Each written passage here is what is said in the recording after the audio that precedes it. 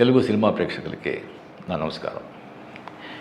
ఇది నేను ఇండస్ట్రీకి వచ్చి 50 ఇయర్స్, డైమండ్ జూబ్లీ ఇయర్.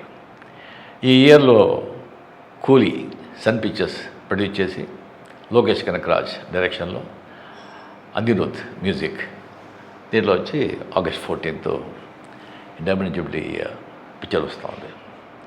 ఇది లోకేష్ కనకరాజ్ ఎలాగంటే ఇక్కడ రాజమౌళి ఇలాగ రాజమౌళి గారు తీసిన పిక్చర్లు అన్నీ హిట్, అలాగా లోకేష్ కనకరాజ్ పిక్చర్ తీసిన అన్నీ సూపర్ హిట్. ఆ కాంబినేషన్లో నేను వచ్చి ఈ పిక్చర్లో చేస్తున్నాను. దీంట్లో ఇంకొకటి గొప్ప విషయం ఏంటంటే ఈ స్టార్ కాస్టింగ్. సత్యరాజ్, చాలా ఏళ్ళ తర్వాత సత్యరాజ్తో నేను వచ్చి మళ్ళీ పనిచేస్తున్నాను.